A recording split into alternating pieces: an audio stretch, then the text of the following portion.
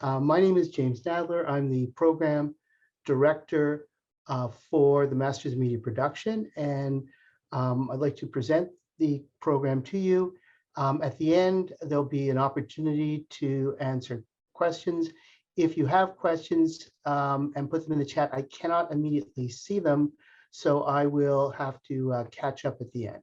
So the program is a one-year program, and along the way, I'm going to show you some screenshots of some of the projects over the years. And the first one was a short festival-style film completed by Anitan Oyasite last year during COVID, but it turned out really well. She reconceived it for shooting with limitations for COVID, and took into account her background and her research interests in creating in her short film. So the admissions process is actually quite simple, and in terms of what we look for in an applicant, what you will provide us is proof that you have completed or are about to complete a four-year bachelor's degree or the equivalent. There's a minimum grade point average. In the application process, you will complete a project proposal or a statement of intent talking about what you want to do with your year with us. And you should list 3 possible supervisors.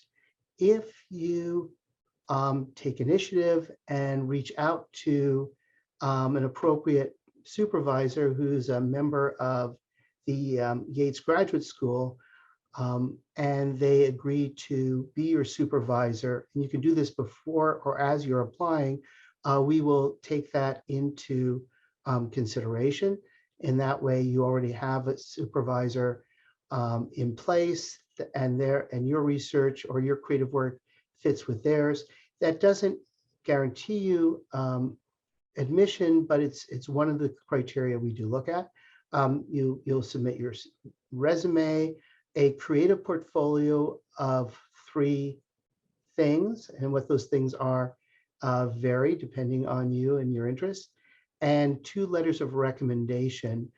We prefer academic letters, but we understand that for those of you who are coming from industry, who may have been out of academia for like 10, 15 years, it may have difficulty finding your old profs. They may have retired and so on.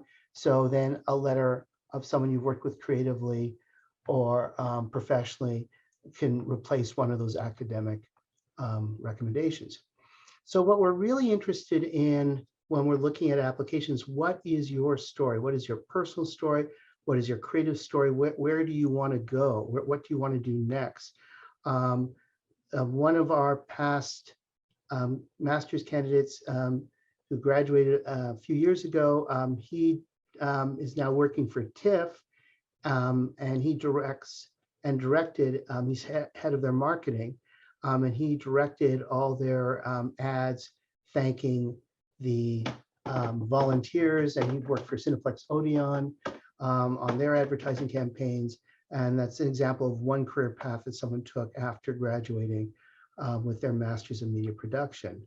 So the ideal candidate will have an undergraduate media or related degree, some demonstrated knowledge of production tools of some form of media, depending on what you want to create while you're with us, or some media production or business management experience, or you're passionate about research and creativity in media production, or some combination of the 4.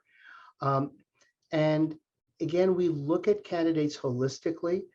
There's no specific narrow view of what the ideal candidate is. And if you have questions about whether you're the ideal candidate or not, you can certainly reach out to myself or Dr. Nenich or Tanisha and ask us, and we'll without saying whether we let you in or not, we'd certainly give you some feedback.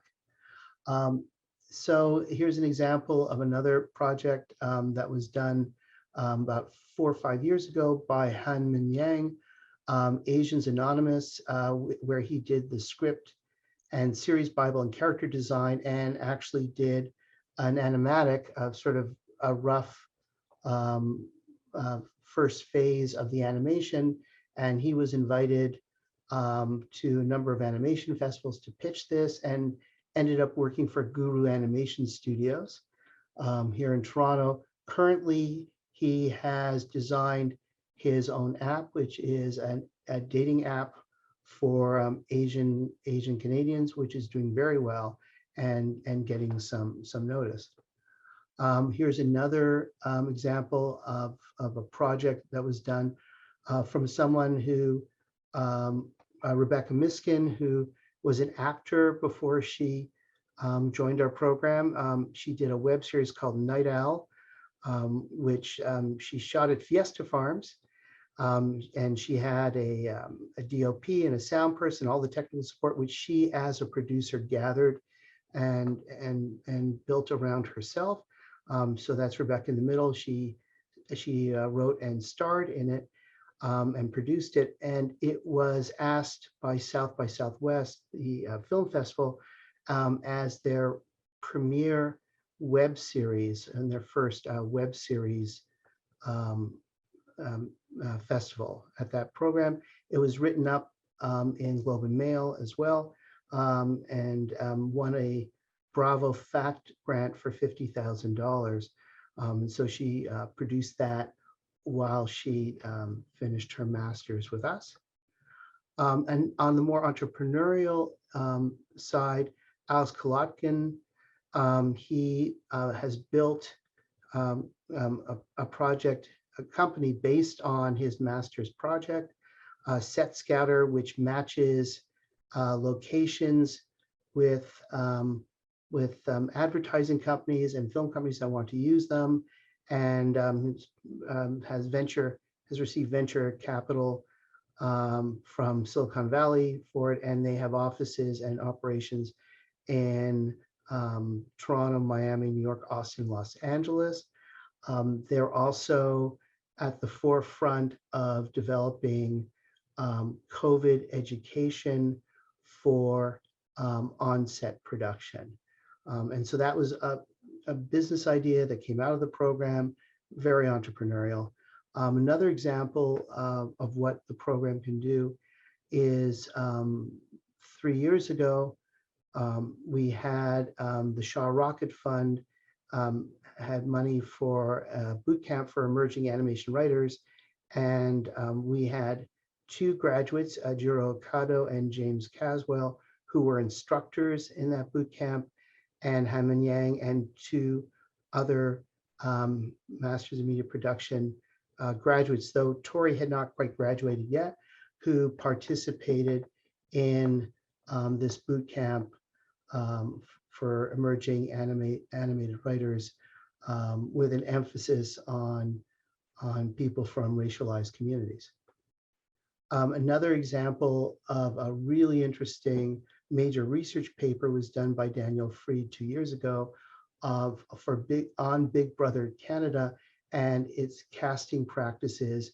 And this is an example of where we were able to, and Daniel did all the work. He found an internship on Big Brother Canada, for which he got a credit for coursework, and he embedded himself inside of Big Brother Canada, working with the contestants, and then did a full research paper based on his observations and based on the theoretical work that other people had done, and a really close look at how Canadian versus American reality programs approach casting, and what makes something work for a local market like Canada versus the United States, and so on. And so it was a really interesting major research paper. So areas of study that you can engage in during the year would be studying to be an executive producer or creative producer, business and management of media, study research into audiences, series development and series Bible,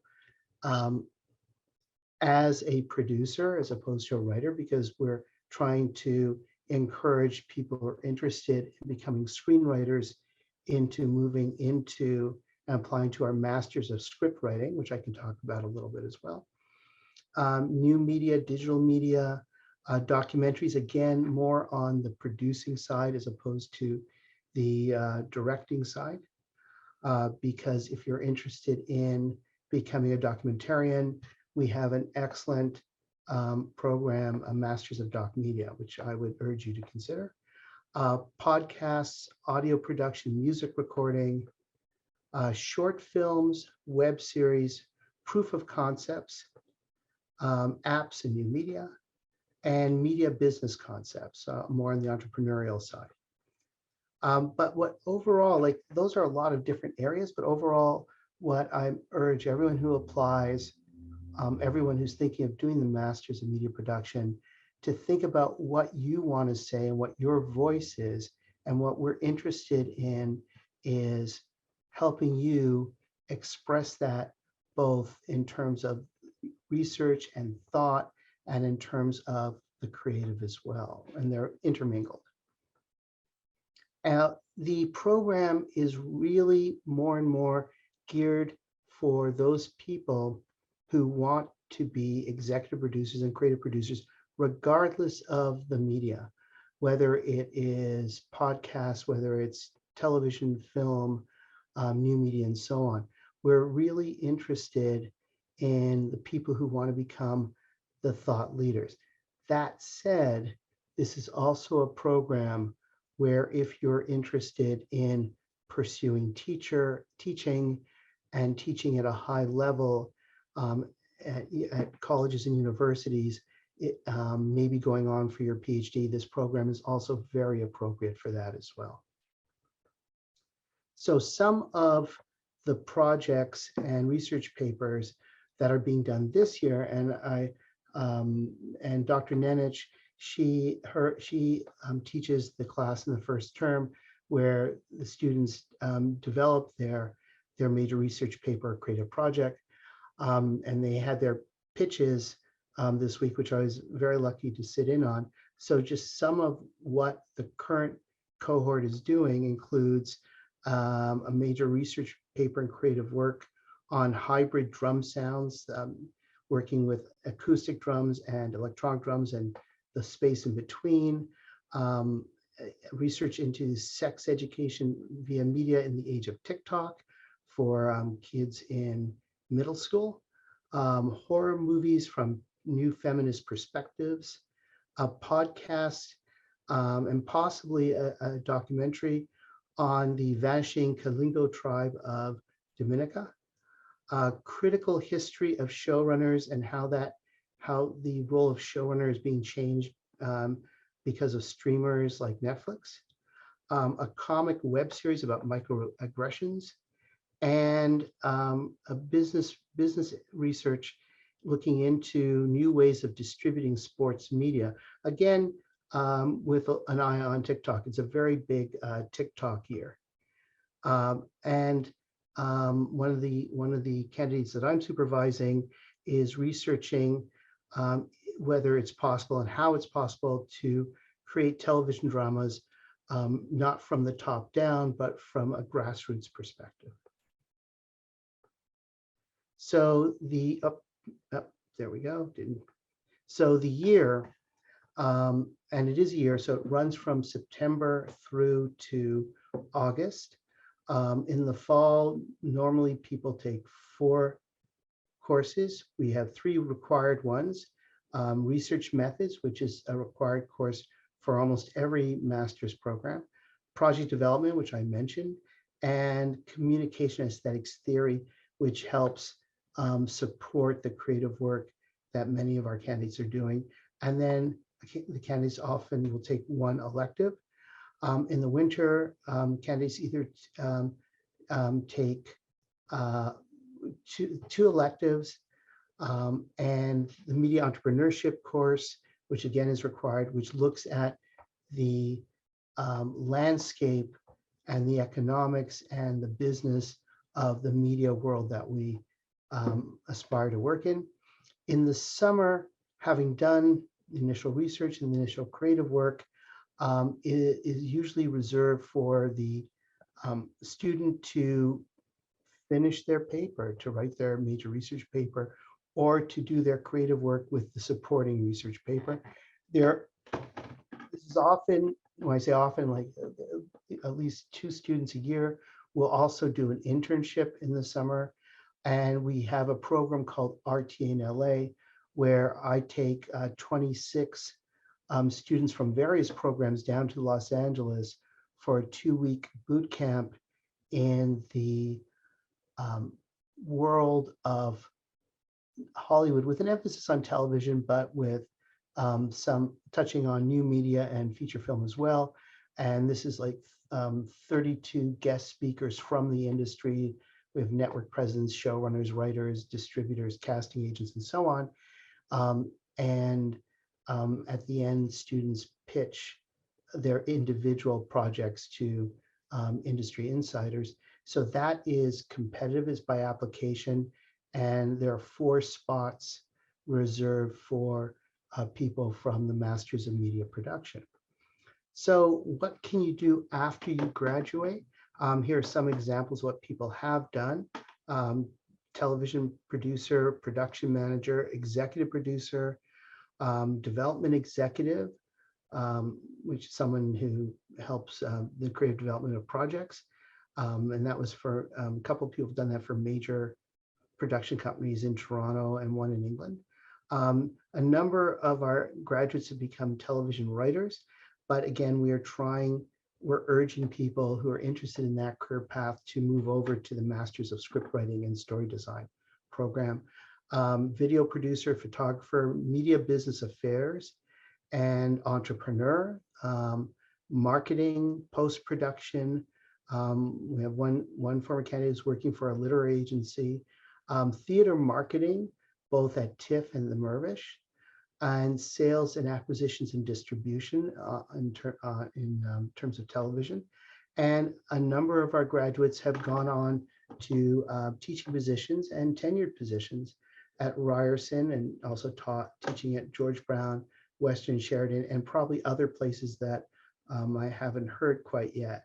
And a number of our candidates already have gone on to MBAs and PhDs. And I want to talk a little bit about the MBA, because we do have with this program a 2-year pathway where if you are accepted for the Masters of Media Production, you can do that in the first year and then apply to Ted Rogers School of Business at Ryerson for a second year and leave after 2 years with a Masters of Media Production and MBA. It's both, you have to apply and be accepted by both programs. But what we're doing is there's a convergence at the end. So if you decide to take this 2-year pathway for an MA and MBA, you will then have the opportunity to combine the MA capstone milestone project with the MBA milestone project for your final summer. So first consideration of applications is January 15th. That is not a deadline. That is when we start looking at the applications in the admissions committee. We issue offers on a rolling basis.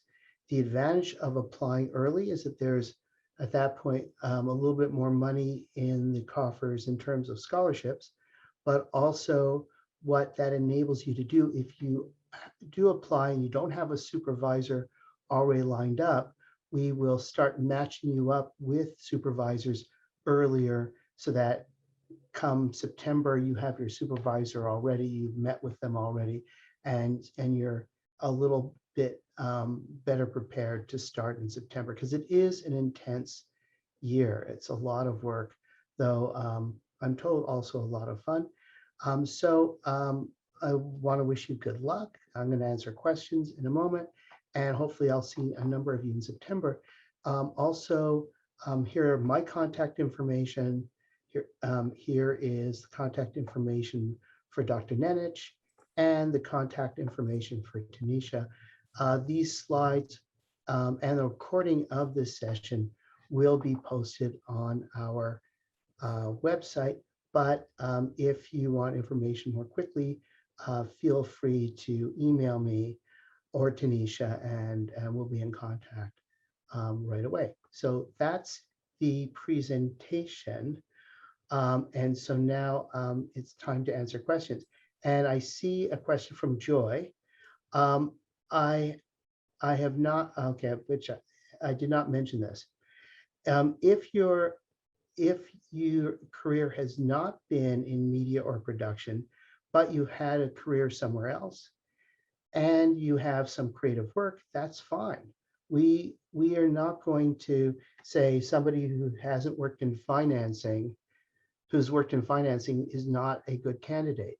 There are a number of really great careers for people with a head for finance in the media business.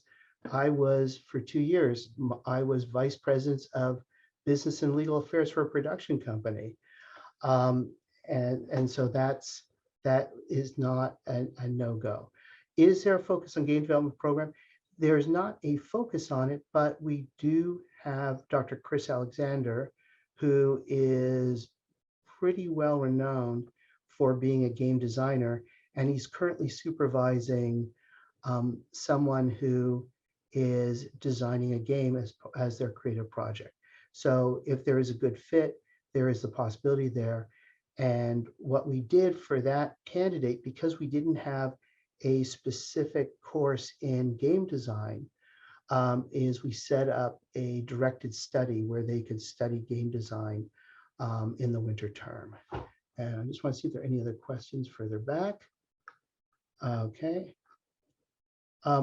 In terms of job placement internships, there is the possibility of doing an internship in either the late spring or early summer. We do not arrange for those. Those are set up by the students, but we do help with all the paperwork. So you have to find your own internship, but there is that possibility. And Laura already answered that question in the chat. Thank you, Laura. Sorry. And the project summary mandatory in the statement of interest, and Laura has answered that one as well. Okay. And that you didn't see yet. How does this program differ from the Masters of Digital Media at Ryerson? Oh, okay. Excellent question. And we often have people who apply for both. So the Masters in Digital Media is more course-based. They do have a project, but it's more in line of designing an app and a business plan for the app. This program is more deals with legacy media as well as new media on a creative basis. They're both 1 year. The Masters of Digital Media, I believe you can start in January as well as in the fall. Daniel Garcia has joined us. He's another program administrator. Daniel, do you want to add anything about the Masters of Digital Media? No, I think you said it right. There is 2 intakes for the digital media program, one in the fall, one in the winter. And yes, you're right. It's all about more entrepreneurship and creating sort of, the way they explained to me is, so find a problem that exists in the world and you come up with a digital solution for it. That being an app, being some sort of website or some sort of creative solution. That's basically the main thing. And they're also part of the one of the zones at Ryerson, the digital media zone, which is basically an incubator for companies and basically developing of projects. So you have a lot of that connection with that program as well. And I'm going to post the website on the chat for everyone as well. And Daniel, they have an information session coming up as well, don't they? They actually they had it a couple weeks ago. Yes. So we'll have the posting, the recording on the website shortly. So. Okay. Acceptances start rolling out in March, late February, early March. Laura, do you think that's, yeah, somewhere around there? And the total number of students in the class, it ranges, but it's usually around 24. It goes up or down depending on the year a little bit. The percentage of international students, that again depends on the year. The majority of the students in the program are domestic, but we do accept international. It really varies on the year and the qualities of the applicants. Part-time studies is not possible at this time. I'm sorry. It's a full-time intense program. No, I'm sorry, we just don't have that. Even though we would like to, it's just not in place. Oh, and again, I'm answering questions that Laura answered in the chat. I'm sorry. In terms of, yes, there's absolutely possibility working with RTA Production Global Campus Network. It depends on what you would be doing. RTA Production it would depend on you, on how skilled you were in traditional things like camera work, sound recording, and so on, and editing. It very much relies on the skills that you would bring into the room. Okay. In terms, just want to be. Oh. Or am I not sharing my screen? Sorry. Anyways, okay. More into the questions. Possibly work in the productions for Netflix or other streaming platforms in Toronto after the completion of the course. There is, but that would rely on you. We don't place people in those positions. That's up to the candidate to find those jobs and get in there. So there is the possibility, but it's nothing we can promise. In terms of the applications we receive per year, that varies so widely. It's not even worth discussing. Like it just depends on the year.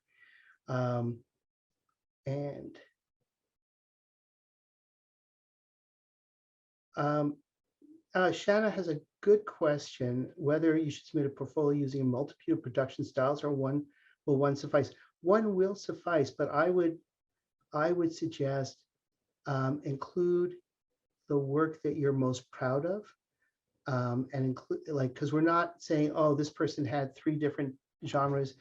We're looking for, did they have 3 different forms of media that were really creative, that really spoke to their voice and their dreams and what they want to do, and showed creativity. If you have 3 great short stories, that's equally valid. I think I answered the question concerning game design. There's not a specific course in educational game design.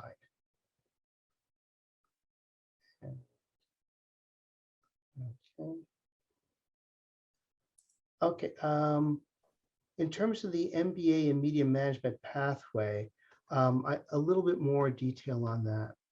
The first year, you would be taking the courses that I laid out in terms of the Masters of Media Production. Then our experience, so we just started this, so we have our first candidate going through the pathway right now. Then in the summer, you would take any required foundational courses you need for your MBA.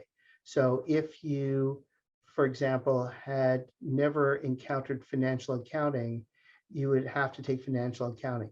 But if you are from the financial services industry and you'd already worked in financial services for a number of years, you probably would not have to take that. Organizational behavior and quantitative research, those would be the other areas, foundational areas. So there's 5 areas, and that's decision of whether you should take that or whether you've already taken something or had the experience in that area would be something that the TRSM would make. So you do a year, you do the fall, winter with us.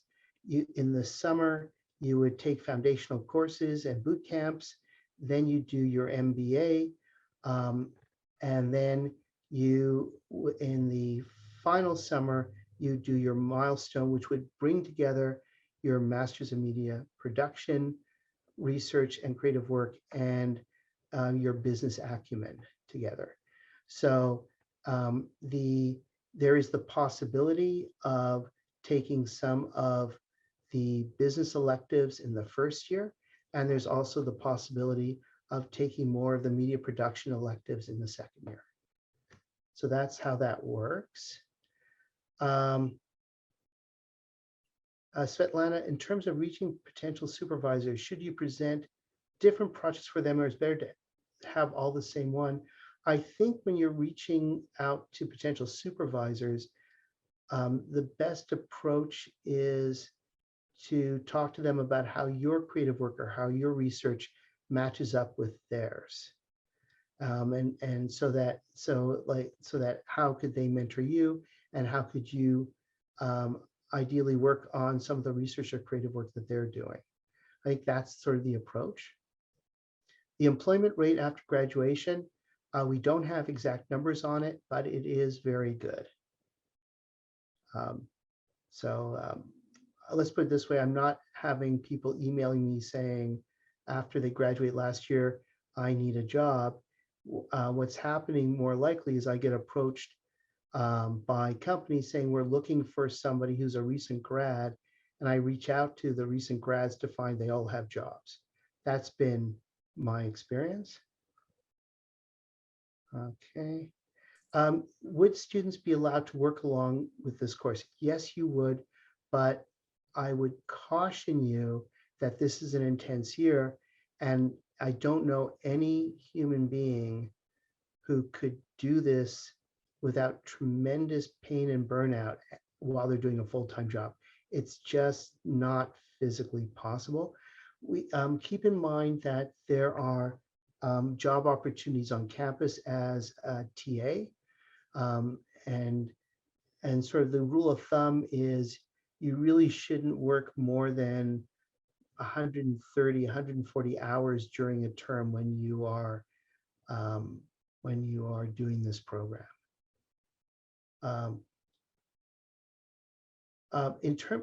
Jessica, in terms of if you don't have any personal projects as yet, remember you still have some time to create things for your portfolio. And I would recommend that you do that. If you and that applies for everyone. If you have 2 great things and you're still, I don't have my 3rd thing yet, it's a rolling application thing. So like think about, can I complete a creative work between now and let's say February that would show off my creativity? It certainly, I think that's worthwhile. The class schedules, generally each class is 3 hours a week. So if you're taking 4 classes, that's 12 hours a week. And they tend to be scattered. I'm teaching next term. I won the lottery Friday from 2 to 5. I don't know how the university scheduled that, but that's the time I have with the master's students. And so the answer is yes, you can certainly work part-time if you're organized and you keep up on your studies. There's no real formal concentration or minor for this program, but what we do, what Laura and I do is we talk to the incoming cohort, and we try to get a sense of what are you really interested in. And if they're really interested in, let's say, being a television producer, we'll say, okay, think about taking business of producing one, business of producing two, and this other, and exponential potential. Those are three good electives that will help you down that path. So we really do try to tailor the courses and the experience for the candidate so that they get the most out of it for themselves. Tanisha, what is the exact tuition cost right now? I don't have the exact number, or maybe Daniel has that. Daniel posted it in the chat. Oh, okay. 10,439. There you go. Okay. Currently, we are hoping to operate in person starting in the winter. At least one of our courses is gone virtual online forever. It'll always be online. That's exponential potential, because it's about, in large part, about how to deal with new technology. So it's absolutely appropriate. It's our preference to have in-person classes, but that depends on forces beyond us. The state of the pandemic, government, and university regulations. And Laura already answered that question. I'm sorry, Laura. I'll throw this. I'll throw this question to Laura, just in case you've already answered it on the chat. What do you think is the benefit of doing a master's? I'm under the impression it boosts your credibility, increases your chance of obtaining jobs. What do you think about this? Laura, you're still on mute.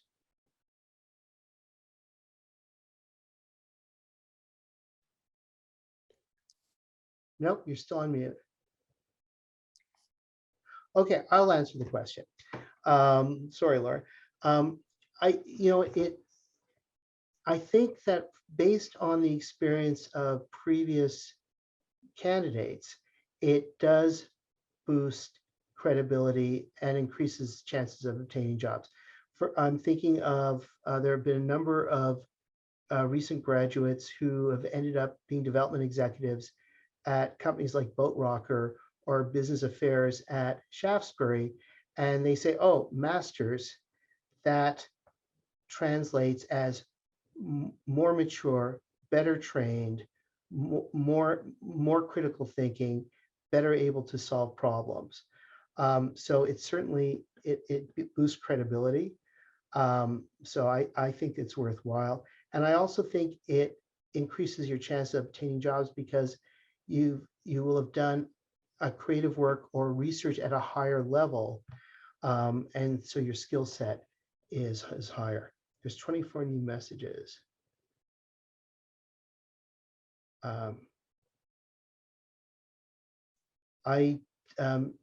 Peter's question, I don't know why it's valued 75% higher than biomedical engineering masters.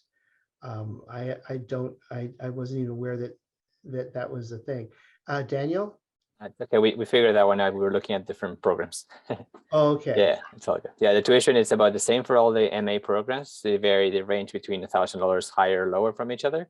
I mean, it has to do with the type of program it is, the type of equipment requirements, etc. when it was first created. I think the tuition that we're referring on the question, it was actually the digital media program has a higher tuition than the Master of Media Production. Sorry. Okay. And to answer Farin's question is, our experience is that our students who are interested in the dual pathway are applying for the MBA during the fall term. So they're applying for the end of the fall term. You have to do your GMAT unless you have a lot of business experience and you're beyond having to do a GMAT.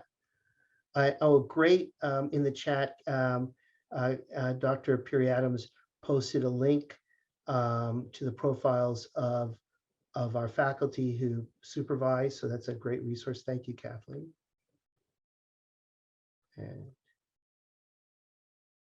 There are definitely, oh, sorry, Laura answered that question. If you go through the MBA pathway, you will be receiving 2 standalone degrees, an MA and MBA.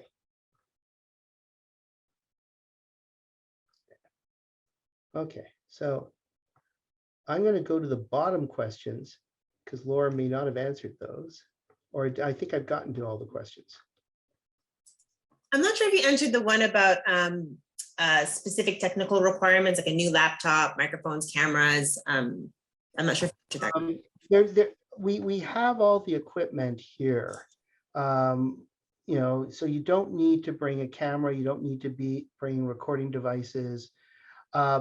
Everyone should have a laptop. That's just basic, but it doesn't have to be a specific type of laptop. It can be a Mac or PC. In terms of, and this, I don't know if anyone's asked this question, in terms of your technical production experience, we realize that people applying will have a wide range of it. One of the questions that we ask in the application is, what do you want to do? And do you have the skills to do it, essentially? And so we do look at that. That's why we're urging people to think of themselves as producers who gather a team around them, and not think of yourself as a camera person and a sound recordist, because that's not really what this program is about. It's media production, but media production looking at it from on top, and not from being the person who necessarily physically produces the work. I am a television producer. I know what a camera is. I produced tens of millions of television production, but I'm not a camera person and I'm not a sound person. But I look to other people and I like working with other people and collaborating with other people who have those skills. So if you have those skills, fantastic. Then that means you can do certain creative projects. If you don't have those physical production skills, that means you can do other things. You certainly can do a research paper, or you can produce something, but you have to be able to build a team around you that has those physical production skills. What we try to do with the cohort is sort of like a dinner party, is cast it so that we get people with a variety of skills in the cohort. So among the 24 people, there will be some people who have camera skills, who have sound skills, who have producing skills, who have writing skills, who have business skills. And we try to even it out. And then what Laura has done really well this year, what we've been able to do in past years is put together a cohort that likes to work with each other and support each other so that people can do their best work. Tanisha, are there any questions that I should hit or that Laura should hit if Laura's voice comes back? I'm looking. And also you can ask questions verbally, not on chat too. That's okay.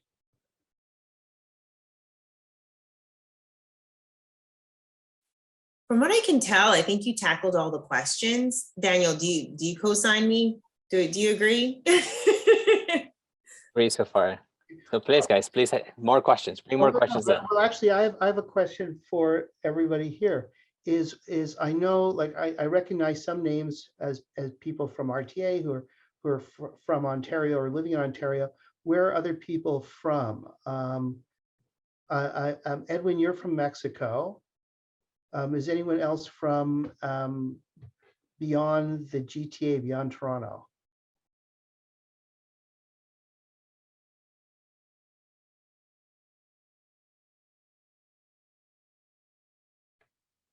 Okay. Oh, wait, we have new messages coming in. Oh, Moscow, Toronto's okay. Ottawa, in Ottawa, I missed the Mayflower restaurant when they closed down. That was very sad. Nigeria, New Delhi.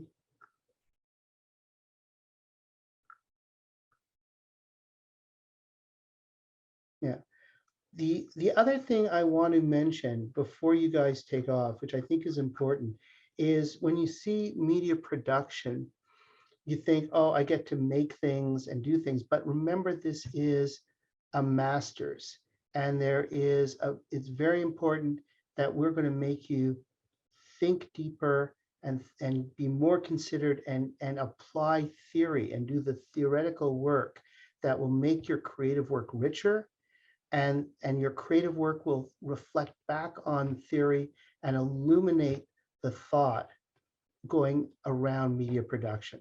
So I know the fun thing to talk about is all the things you get to make, but the important thing to talk about is how you can make these things deeper through our program by applying really good use of theory and thinking carefully about what you're researching, what you're doing, and the implications of media production. So I don't want to forget that. Minnesota. I've never been to Minnesota.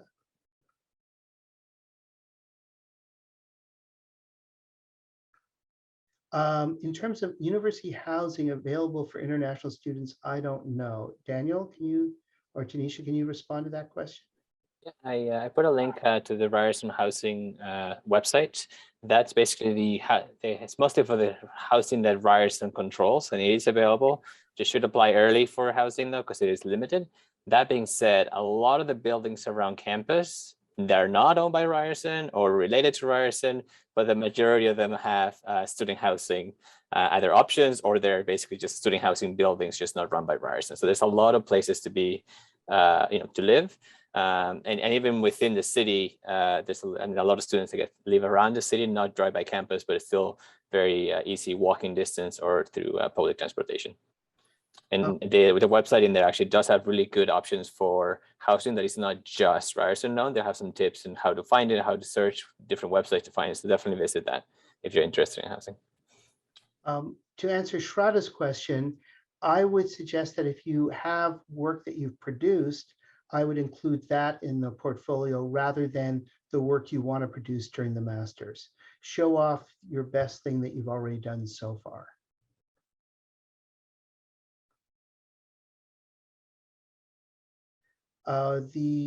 Daniel, when will the record be available? Recording, hoping to post it within, if not next week, the week after at the latest. And it'll be available on the admissions page for the website, for the media production website. I'll post the link in the chat. Publications do count towards portfolio. That's the answer to Shauna.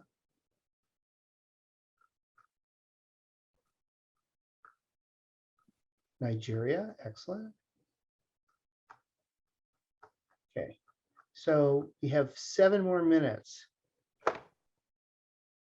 So, Laura, are you trying to talk? I'm sorry. I just turned it on to see if anyone can hear me. Now? Oh, I can hear you now. Yay. Okay, Daniel's just said where the recording's posted. I think we've answered all of the questions in the chat. I tried to keep up as much as I can. There is no formal interview for this program. On occasion, we will reach out to individuals where we have a question about their application, but we don't interview people.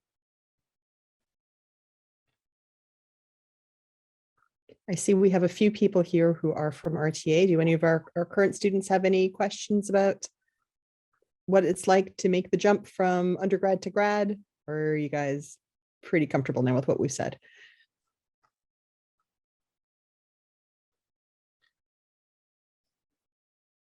The statement of interest should be a couple pages. Yeah. Final submission date, I believe the first consideration date, I think, is January 15, yeah, around there. Then it's rolling admissions after that. So if you want to get looked at in the first group, you have to apply by January 15th. But if all the spots are not taken, we will still keep on looking until our spots are filled.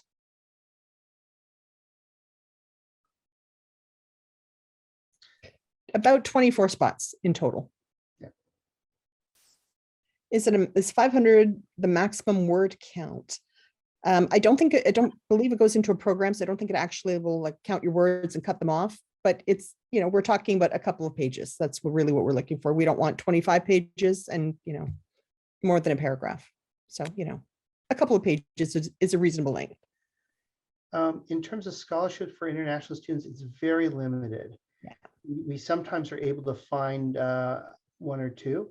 There are some bursaries for some of the projects later in the year, and those are open to everyone. But for incoming scholarships, unfortunately, for international students, our resources are limited.